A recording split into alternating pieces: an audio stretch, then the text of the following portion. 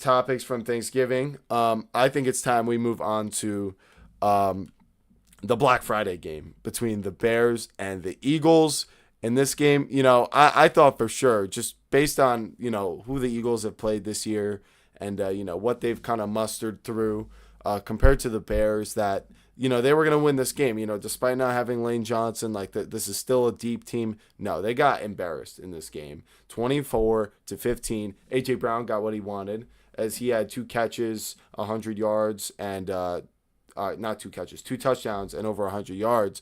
But outside of that, this Eagles offense was really bad. Devontae Smith was open on an underneath route that was sort of getting cleared out, and Jalen Hurts threw it behind him. It could have been a touchdown. There were many instances like that, like Dallas Goedert running wide open down the field. And this Eagles offense is just completely broken. Even Saquon Barkley, although they could have gave him the ball more, it wasn't like that was even working that well.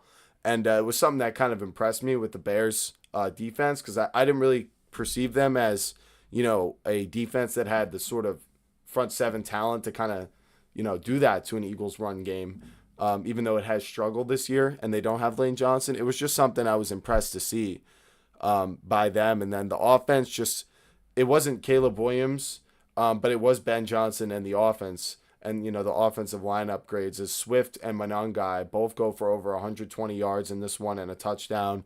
And they possessed the ball for a great advantage of 39 minutes and 18 seconds to the Eagles 20 minutes and 42 seconds. So that's a combination of them running the ball and the Eagles going 3 and out. The Eagles were 4 for 12 on third down, and the Bears were 10 of 17. This whole game for the Eagles was just a game they never should have lost, especially in a way like this. I felt like, Fangio could have adjusted to try to kind of force Caleb to throw the ball against this pass rush and the secondary. No, they continued to allow, Swift and Monangai combined for 40 carries throughout this game. And then, for the offense, it's just like, what have they done well at all, honestly, this entire season? I really don't feel like this Eagles team has been on since that Giants loss, to be honest. I really think since that moment, things have felt very different for them. I think it hurt their ego. And I don't think they really have any mojo or repeatability to this team. And honestly, I think they're in free fall. I think the Eagles are not flying right now. Joey, what do you think? I think teams aren't afraid of the Eagles, I'd say, right now. And yeah, like you mentioned, like the Bears completely just took their heart running the ball in this game. Like that's all they did was run the ball. The Eagles Yeah, had no answers. they had Another thing that's 281 rushing yards. yeah, that's embarrassing from an Eagles defense. You would not expect them to give up that amount of yards. They have Jordan Davis on their team and fucking Jalen what's Carter, his name? Jalen Carter. Yeah, how are you allowing that many yards? But what unbelievable, another weird thing I saw? What's that? unbelievable. Another weird thing I saw is that they have zero rookies. They had zero rookie snaps on defense against the Bears. Jahad Campbell didn't play it down for them that game. His snap count has steadily decreased all the way from like 100% week one down to zero this week. So I don't know what's going on with him. I don't know if that's just like N'Kobe Dean being better or like he's struggling. I figured they'd both be out there together. Yeah, That was that was a weird thing. They had Ty Robinson at D tackle in the third round. He's healthy and active every week. They don't play him at all. I don't know what's up with him. Overall, just they're getting pretty much no production out of their rookie class this past year. I mean, I guess you could say they had production out of Campbell, but for some reason he's not playing anymore. So can you still say they're getting production? right. I don't know. It's So it's weird. that's the thing. Yeah, and then I think people talk about Kevin Patullo being the problem or whatever that guy's name is, the OC. Yeah, But when you watch the Eagles play, it hurts just missing throws. Like there's guys open nonstop. yeah. He's just not getting the ball where it needs to be. He's just not able to read the defense. It's just I don't really know how you're blaming your OC when you like do you watch the games? It's really just hurts, Yeah, missing these throws, yeah, and I think leaving your touch points on the board pretty much on a regular routine pretty much. and there's something about the play extension with Jalen Hurts that I was never really sold on. Like he would make some plays on the move with his arm, keep be able to keep his eyes downfield. But there's just something about especially the way he's looked even since the start of last year, where I just feel like the play extension really it's been non-existent seemingly. I mean, when it comes to AJ Brown, he hits him on a slant or something like that. But the days of him rolling out and like finding AJ down the field, I feel like I haven't seen that. Or hitting AJ Brown on a deep post for like 50 yards, like it's not there. The explosive element to this offense is like gone, and I think it's part Jalen Hurts, it's part Kevin Patullo, and it's part Lane Johnson and this offensive line not being there. And to be honest, I don't think Jalen Hurts has gotten much better over the years at these sorts of things. I think it's just been kind of um, correlated with the Eagles, and how great of a team they are that year is what you're going to get out of Jalen Hurts. And I think they're not a great team right now, especially this offense. Missing Lane Johnson, it seems like he might really be the most important player, at least on that offense, maybe on that entire team. But for the Bears, because I think we know the Eagles are in trouble.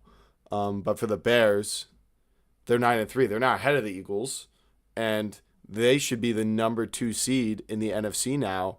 After that win, they're actually the number 1. They have some sort of tiebreaker over the Rams, and I understand it wasn't really through Caleb Williams, but just was this more to you about the Bears being good, or was it more about the Eagles falling apart? Because my thought process going into this game was this was a test, but if the Eagles are collapsing, are we really going to crown the Bears after this? I kind of just think it's impressive to see what the Bears are doing, and I feel like it's more of a credit to their run game and how much better they got on the offensive line than it is the Eagles' collapse. Because like that was just they were playing bully ball that whole game.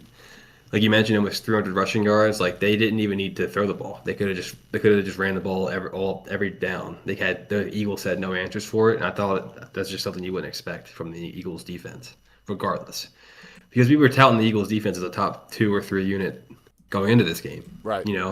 That's how I look at them. So, Yeah. what do you think? Yeah. I mean, I would have picked the Eagles to win. I didn't actually release my predictions this week. Sorry, guys. But I would have picked the Eagles. But there was a looming thought in my head that this Bears team might not be walking into the same, 8-3 Eagles team that their record says they are. They might be walking towards the what comes to finish as a 11-7 or 10-7 or 11-6 football team, meaning they're going to finish poorly down the stretch like they did in 2023.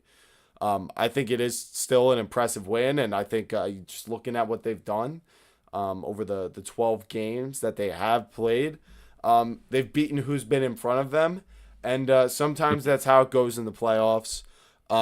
I believe in the talent that this team has. I still want to see some consistency out of like the offense and Caleb Williams, mostly in the passing game, because I think we know the running game can be good, especially after this game.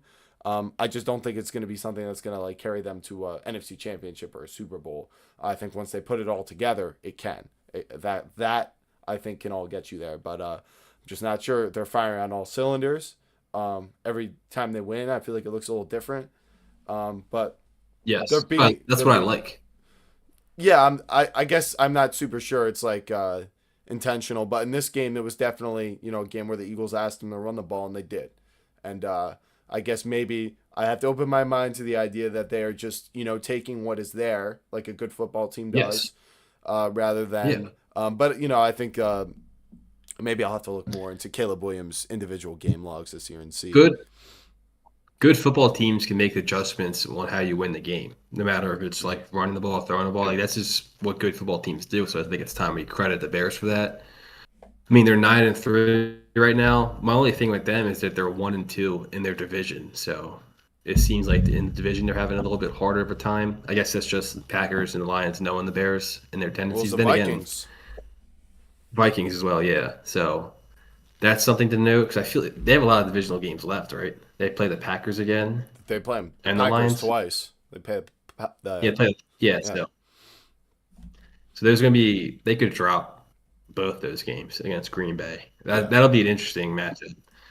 But when it comes to Caleb Williams, though, I feel like you're seeing it on a on a week to week basis, just the untapped potential that he has in him, what he's capable of doing. He just hasn't put it together. But I think they made the right pick with him at number one. I think his running ability is special as much as his arm is. He's going to be a slow developer. But even being 9-3 in year two, like how slow a development is that? Right.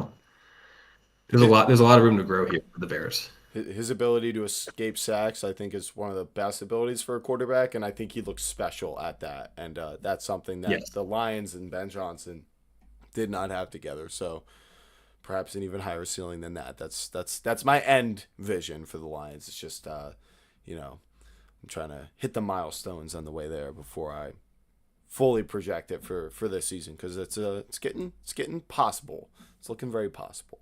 But I think it's time. What? It's looking possible that the Bears could reach like a NFC Championship ceiling. Reaching a game like that. I think they could play with all the other teams in the NFC bracket.